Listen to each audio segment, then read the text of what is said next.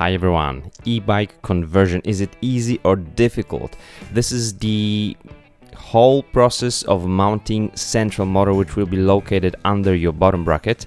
I bought this kit, I bought the bike Cannondale Bad Boy specifically for this job, for this project, and I'm gonna show you mainly what problems you can come upon during the whole process. The link to the set is in the description. I bought probably the worst bike for this kit possible, which is great for you guys because you will see that it's not necessarily so easy and non-problematic unless you have very typical frame. The frame on my Cannondale Bad Boy was not typical. So you will see what can happen during this process. This is what you get here. You get the display, you get the braking levers with the sensors, remote control, the throttle. Just remember, and all the tools, just remember that putting the throttle on your bike may make it no longer a bicycle which you can use on the bike lane. So make sure you know that. These are the parts we're not gonna need: the crankset, front derailleur, shifter, of course the cable and housing. And you can also swap the original braking levers with these, which come with the set, which have the sensors, braking sensors. That means when you brake, the motor will be switched off. I don't use it. I'm not putting it on the bike. I'm not using the throttle either. I'm just gonna put the throttle on the bike just for the sake of this tutorial. Let's get started. We need to remove the chain. If you know the basic stuff like this, removing the chain, finding the chain quick link, removing the crankset, you can simply speed up this video to, let's say, 1.25 on YouTube. And then focus on the e-bike parts specifically. The crankset that I have on the bike is the triple crankset. You can see 3 chain rings. This conversion means changing into the 1x drivetrain because the crankset that comes with the motor is 1 chainring, which is okay for an e-bike, but just know that this is the change you're gonna make, you have to make. This is the removal tool that comes with this kit. It's a square tapered system here, but as you can see, the thread on the crankset is being damaged here, so I needed to simply remove the removal tool and use my original high quality Topic removal tool. I wrote to the Rapid company about the problems I had with some parts from them. They answered me that they will try to fix all of those, but the crankset removal tool was not good quality. It can damage your threads. If you need to do it with some other systems, there is the link in the description with my huge tutorial video, and you will find some other bottom bracket systems and anything pretty much about your bike that you would need to do it to prepare it for this conversion. So remember, when I'm standing, just note when I'm standing on the drive side, so right side on the bike and left side, and when I'm turning the nuts clockwise and counterclockwise. I'm not explaining it here in this video, just make sure you do it in the right way. Once again, my huge tutorial video is bike maintenance, can be very helpful. Removing the front derailleur with its cable and housing. So we are removing some parts, we are putting some more parts. The bike will be approximately 8 kilograms heavier, something about that. And if you have a very simple frame, you're not gonna have additional problems with it. In order to remove the shifter, we need to remove other parts on this bike. I'm gonna remove the grips, the handlebar grips, in a second. But before you put the handlebar grips back onto your handlebars, which can be time consuming, make sure you check out everything. So the throttle, the shifter, the remote controller, on which side you want to have it, how you want to cut the grips, perhaps, because some parts can collide on the handlebars. You will see that in a second. Here I'm showing you how to remove the grips which are stuck. Just use a little bit of water from both sides with the syringe. You don't have to use any oil, spray, or hair lac, anything. You don't have to use it. The water is just fine. This is the original bottom bracket, and as you can see, this set comes with the built-in bottom brackets. Same system, square tapered system. It's compatible. So this is the very typical BSA bottom bracket on my bike. So we need to install the motor, and then we need to lock it into place so that it can work. Preparing everything here seems very easy. Just make sure you remember where the spacers are when you remove it. And now problem number one. I cannot go through the bottom bracket shell with this whole system. And my first thought was that the bottom bracket was not compatible, but hey, this is the BSA, the standard one. The diameter is same, but this was the problem. I needed to file some little pieces of metal that just stick out from this hole on the bottom bracket shell. Especially on the new bikes, this can happen, but it can happen also on the old bikes. And since there's quite tight tolerance here, this need to be filed. Make sure there is no pieces of metal left on the thread. You want to have your threads clean. Don't put the grease just yet. I'm just trying it now because now we are coming across the problem number 2. So there is nothing in the bottom bracket shell that stops the motor from going through the bottom bracket shell, but there is this plastic slider for the front derailleur cable, which is not compatible with this system. If you have also the rear derailleur cable going through the slider, not having a full housing from the shifter to the derailleur, you won't be able to use the system, because I needed to remove the slider, and since I removed the front derailleur, it was okay here, but the rear derailleur has the housing here. So problem number 1 solved, number 2 solved. Now problem number 3 is the cables, the housings that are left. So I need to remove the cable for the rear derailleur and just pull the housings back into the frame so that they won't stop the motor. And I'm happy to say here that I had the mechanical disc brakes. If it was the hydraulic one, this whole process would be much more complicated.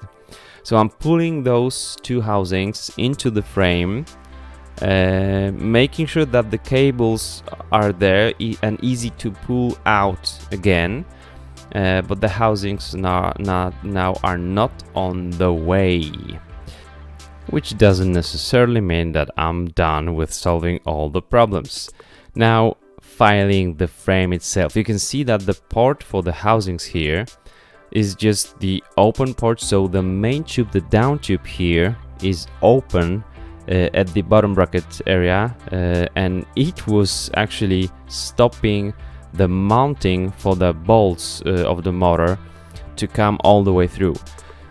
Note that you might void the warranty for the frame doing this. I had to do it on my Cannondale Bad Boy, so make sure you don't have anything crazy going on here around the bottom bracket area, because this is the central motor, bottom bracket area should be very typical with no things that can be on the way.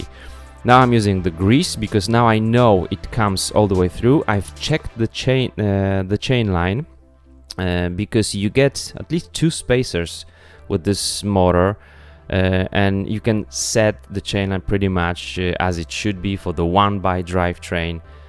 So finally I can see the bike. The housings are on their place right now. This is the mounting little piece of metal here with these two bolts.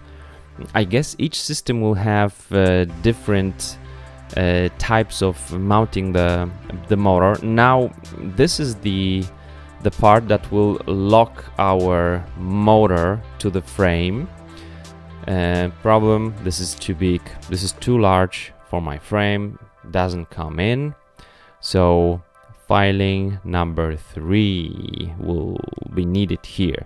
I need to file it so that I will be able to use 2 bolts, because one bolt here comes from the top, and then the other one from the side, and it will lock the motor so that it can work actually on your bike. This is my upgrade. So after doing that upgrade, now I'll be able to mount this little piece. It's just too big. First off, I wouldn't make it out of aluminum, because I think this is aluminum. I would make it just a steel metal part, and not that big, not that bulky. This work took me about 4 or 5 hours or so. If you're unexperienced with bikes, it will not be probably the job for you, but if you know how to remove the bottom bracket, you do have some basic tools in your workshop, then it will be good to do it. Now the zip ties.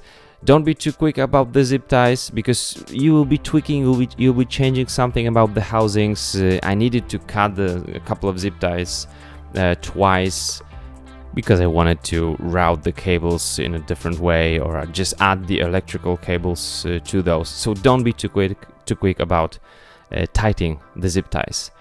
Now tightening the bottom bracket. After tightening the bottom bracket, some bolts around it, mounting bolts, can get loose, so make sure everything is nice and tight. This is the motor on its place, and I'm happy about it. The left and right crank arm, make sure you have the right one on the right side, left one on the left side. Use some grease on the spindle of the bottom bracket, especially for removing.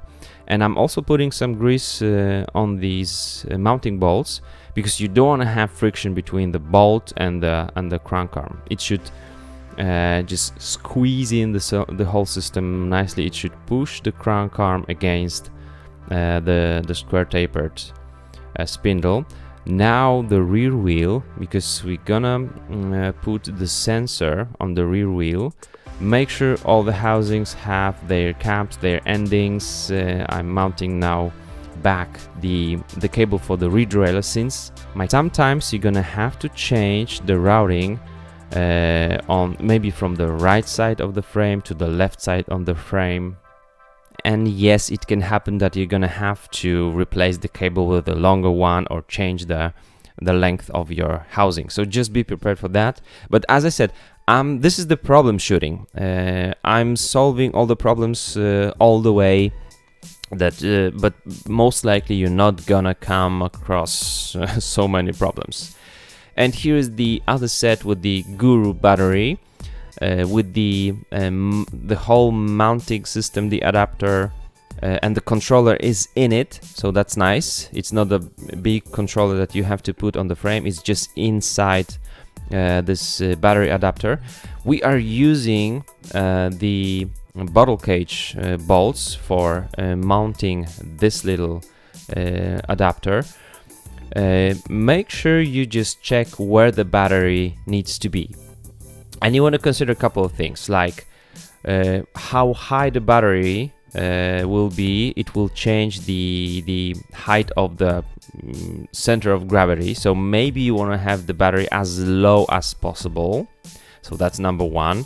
Number two, if you have a bottle cage on the seat tube, maybe you wanna push the battery upwards towards the head tube, because you wanna squeeze in the bottle here, the bottle right there. So this is actually my plan.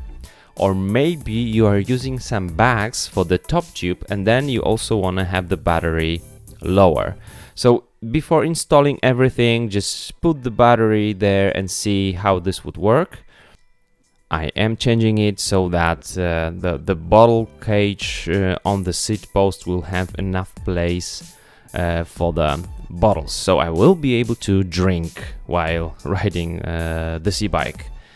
So now it seems to be all set. Now I'm just checking how it looks like. I would not like to have that much distance between this part and the frame. I would like this part to actually lay on the frame, having some soft material underneath. It doesn't have it. I also wrote to the Rapid company about it. They are going to change something. Now checking all the parts we need to put on the handlebars. This is the throttle. The throttle means that you can use it as a throttle on your car. Without pedaling, you can be riding. And these collide here. So the shifter and the throttle need some space so that they can work fully, be operated fully. This is the remote controller, which I'm putting first on the left side on the handlebar, and then the throttle, because on the left side I'm not gonna have shifter. And this is the display. This is the older one. While I was doing this project, making this project, they've updated their controller, so you're gonna see it at the end of the video, because I actually got the newer one. It's smaller, nicer, but I'm gonna have to change the position of all those things on the handlebars again.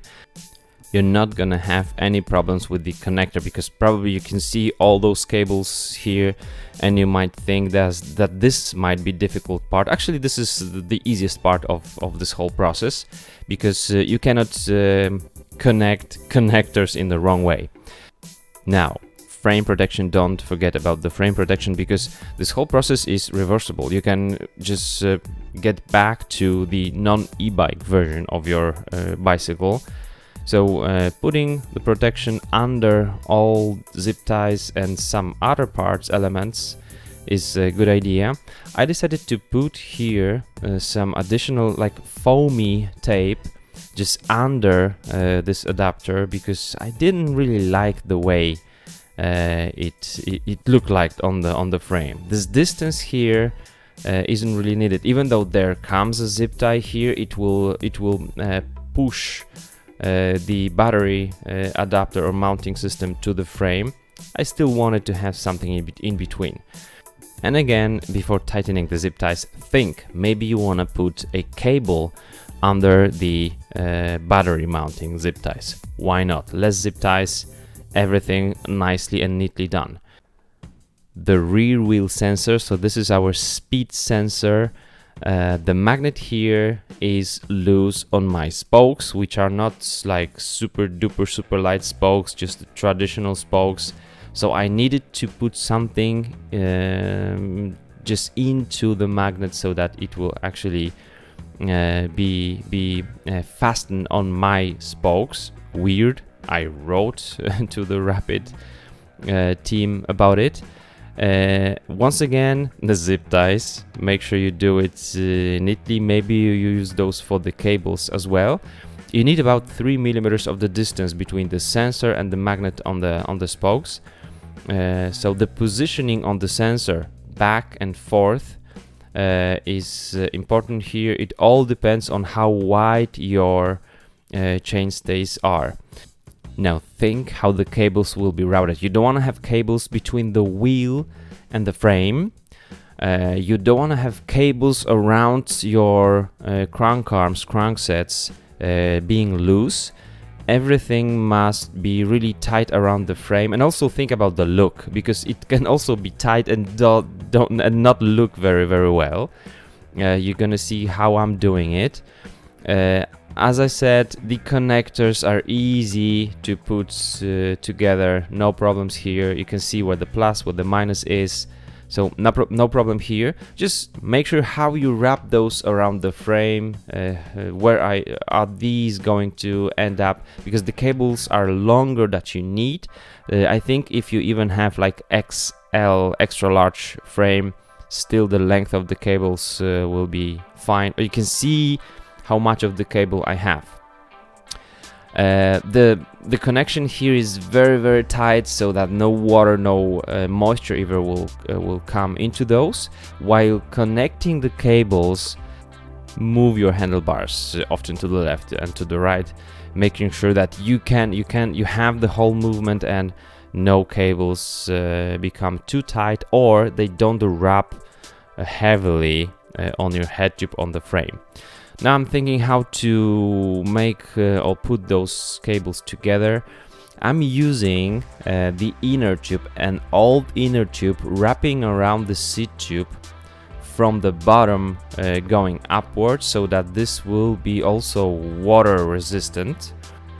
But you also get a special protector for the cables with this set, which you're gonna see at the end. I'm not sure why I didn't get it with the first kit. I got it with the upgrade kit, but anyway, it should be there. How it looks like? It is neatly done.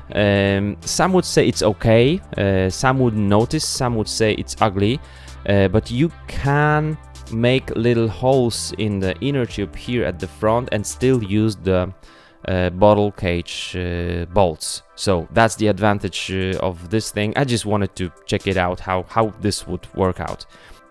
And now we are already in the new studio. So we started this project in the old studio. This is new studio, and I'm removing the older kit. So the old display with the old remote controller, which is this one here, I'm removing those because the new remote controller comes with a display. This is it.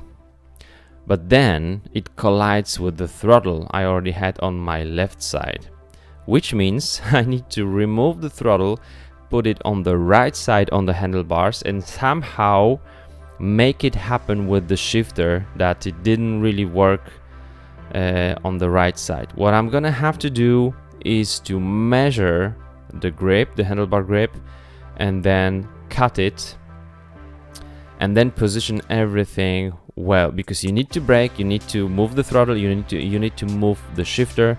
Now I know how this would be on the handlebar, and then I'm cutting my handlebars grips. I think I found some like sweet spot for everything on the handlebars, and it will work just fine. After cutting your grips, remember this is not reversible. There is little spacer between the moving parts and the grips. This is the throttle, this is the shifter. Should be working. Same spacer on the left side, because this is working like a grip shift. It's not the throttle here, this is the controller. So you're gonna be changing like options on the display by using this shifter. That's interesting. It looks much better. Once again, the connectors, easy, very easy to connect. You're not gonna mess up anything here. And I'm going to leave two connectors here for the braking levers, because I'm not changing my braking levers. I want to keep those the original ones. So this is the one for the right and the left braking lever. This will be just open and loose here. And this is the part I got with the upgrade kit, or the upgraded kit, like that. I would probably use my inner tube once again and then put this little thing over it so that it will look better, but my inner tube was definitely more water resistant. Same neoprene here at the front. It looks okay. You do have more cables on your bike, but it looks okay, fine, and how it works will be said in the next part. How did you like it, guys?